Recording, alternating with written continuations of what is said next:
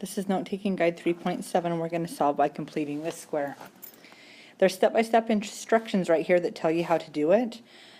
Step 1, it just tells you that if you have a number out in front of the x squared term that's not 1, then you're going to have to divide to get rid of it. Then we're going to rewrite the equation so the constant term is on the one side by itself, and then we're going to take half of the coefficient of x and square it, add it to both sides, factor it to the trinomial, and square root to complete the solution. Let me show you how we're going to do this. So first of all, we're going to subtract the 6 over to the other side because I need my constant term on the opposite side of the equal sign. So I'm going to have x squared plus 8x equals negative 6. Then what I'm going to do is I'm going to add a number to both sides, the same number to both sides, so that I can complete the square here. So the number comes from taking half of the middle term here, or the b term right here, this term right here, half of it, and squaring it. Half of 8 is 4. 4 squared is 16. So the number I'm going to add is 16 to both sides. Again, it comes from taking half of this number and squaring it. Then what you've created here is a perfect square trinomial that's going to factor. You will have x plus 4 times x plus 4, because the two numbers that multiply to 16 and add to 8 are 4 and positive 4. So we're really going to just write that as x plus 4 squared, and then we're going to set it equal to negative 6 plus 16, which is a positive 10. From there, we're just going to finish solving this equation by square rooting both sides. So I get x plus 4 equals plus or minus the square root of 10. And then I'm going to minus the 4 over to the other side for my solution. And I'm going to just come write that over here. I'll have a negative 4 plus or minus the square root of 10 for my two solutions right here. So the neat thing about vertex form, though, is if I look at this in one more spot up here a little bit, this tells me my vertex. I'm going to be at negative 4 on the x-axis. Alright, sorry about that. Got interrupted by a phone call, so I don't even remember where I was at. But these are our two solutions right over here. And let's just try it again on our next one.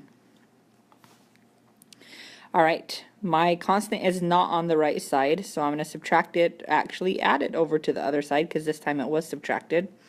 So add it over to the other side, and I'll have b squared minus 2b equals 15. I'm going to add and subtract a number to both sides. I'm sorry, you guys, I said add and subtract, but I really meant add. So I'm going to add another number to this side. It's the same number I'm going to add to the other side. I find that number by taking half of the 2 right here and squaring it. Half of 2 is 1. 1 squared is 1. So I'm going to put a 1 here and a 1 here. And then I'm just going to continue to factor this. So factor this part right here is always going to factor to a perfect square. So two numbers that will multiply to 1 and add to a negative 2 would be a negative 1 and a negative 1. Then over here on this side, I'm going to get 16.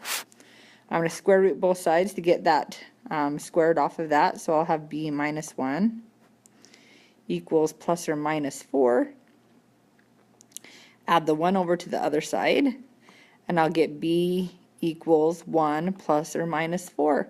I actually have two answers here, 1 plus 4, which is 5, and 1 minus 4, which is negative 3. So my two solutions for my equation. Alright, this one already has my constant on the opposite side of my equation. So I'm just going to rewrite it so that I can add a number to both sides of this equation. I find that number by taking half of the 8 and squaring it. Half of 8 is 4. 4 squared is 16. So I'm adding 16 to both sides. This first part will always factor to a perfect square. So two numbers that will multiply to 16 and add to a negative 8 are negative 4 and negative 4. So I have a minus 4 squared, and it would be equal to 4 because the negative 12 plus 16 is 4. I'm going to square root both sides to solve this.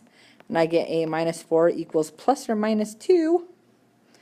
Add the 4 to the other side, and I get a equals 4 plus or minus 2. The first one, 4 plus 2, would be 6, and the second one, 4 minus 2, would be 2. So my two a values here are 6 and 2. The last problem does not have the 12 on the opposite side like it needs to be, so I'm going to add that 12 over to the other side.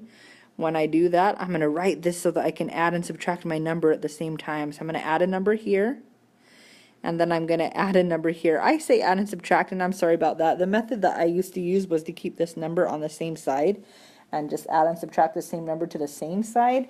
But this worksheet asks us to do it by moving the constant to the other side. So we are going to add it to both sides. So the number that I'm going to add to both sides comes from taking half of this number and squaring it. Half of 6 is 3. 3 squared is 9. So I'm going to add 9 to both sides. This right here will factor to a perfect square every single time. So I'm going to find two numbers that will multiply to 9 and add to 6, and that would be positive 3 and positive 3. And then 12 plus 9 is 21. I'm going to square root to get rid of the squared on here. So I'll have x plus 3 equals plus or minus the square root of 21.